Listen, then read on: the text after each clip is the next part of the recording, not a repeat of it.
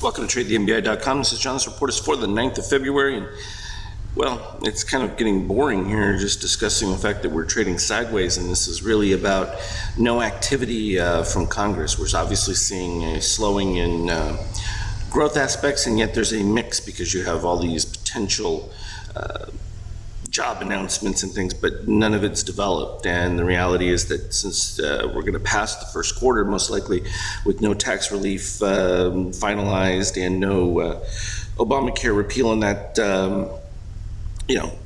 slow go is exactly what Congress is meant to be. And I think that is starting to set in with the market. It's not a huge negative at this particular point, but it's also no real catalyst to go beyond the pre-buy that already took place at the end of the election, which we saw back over here, and the steady rise that anticipated an improvement in the environment. Now, reduction in regulations, that actually will have a little bit of an impact, but is it enough to sustain broader catalyst? We're not seeing that just yet here. We've got short-term buyers that faded completely.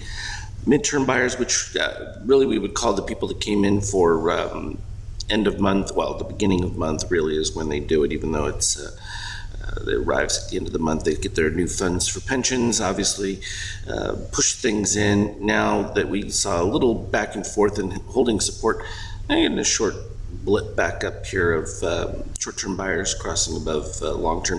We're still holding above that 7.5, so there's still plenty of support going on at this particular stage.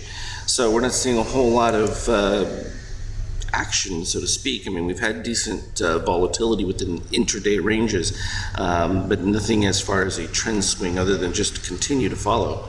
Our ABM yellow all the way up here, and it's just been a nice run. Currently, we're just right at the base point for the ES, and I think the NASDAQ here is also just right about flat. The only problem with that is that you're at rather high levels on your shakeout readings, which means relative overbought status remains. You're not seeing enough of a new influx. So there's clearly some selling going into whatever buying is taking place. And at some point, they're going to be, all bought out. You can see here the NASDAQ much better off with the cyan below red. We're not seeing that on the S&P, and that's an indication that the NASDAQ's got some more strength.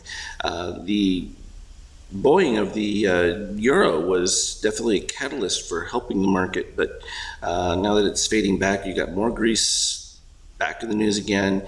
That's not been resolved. It's not going to, and it looks, it always looked that it was never going to be possible for Greece to pay back that debt. The question now is, do they potentially, the Germans just declared today that they're not going to reduce principal amounts, so I think a break is going to come at some point because it's just not sustainable in that sense, which certainly will put further catalyst downward for the euro, putting further pressure on Trump's desire for a lower value in the dollar, which isn't happening anytime soon because there is no growth in Europe at this particular point other than Germany. Britain, obviously, but they all say that you can't run a two-currency system, and yet what has Britain done with the pound and the euro? Greece going back to a drachma. We have Italy rumbling about going back to a lira.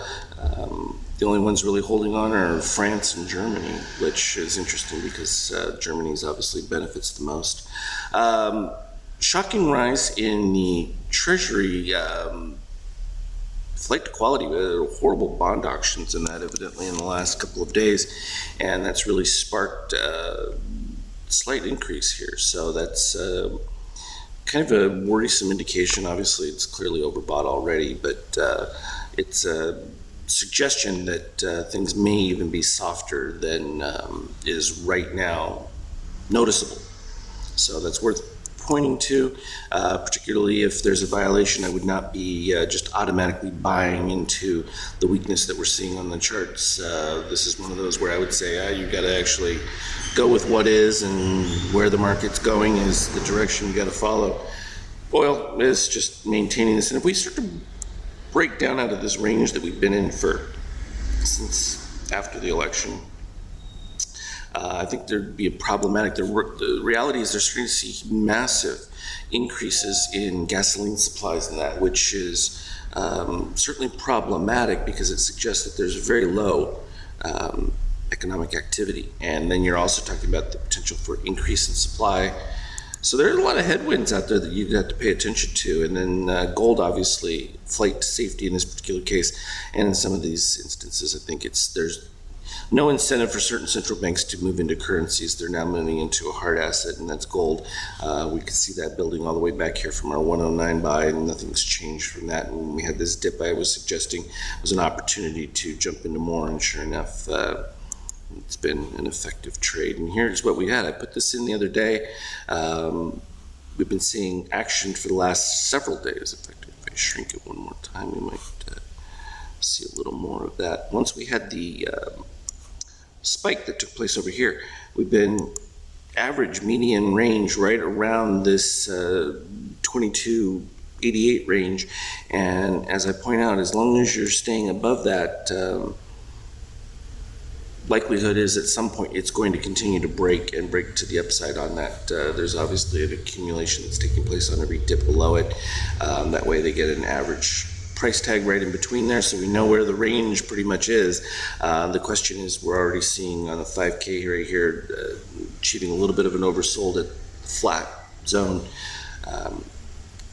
Question is, can new buyers lift it enough? There's already an extreme amount of short activity at this level on the 5K chart, so the potential is that you could have a little bit of a short squeeze.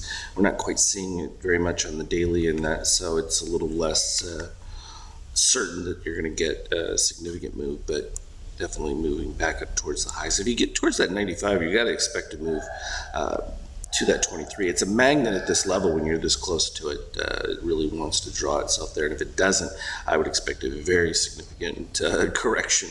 So those are some of the back and forth headwinds that you have to just pay attention to.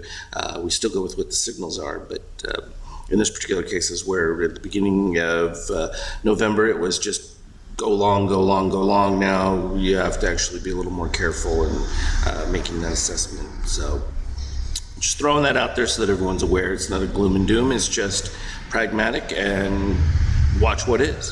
So we'll take it as it goes, but for now we're holding on to the support levels, and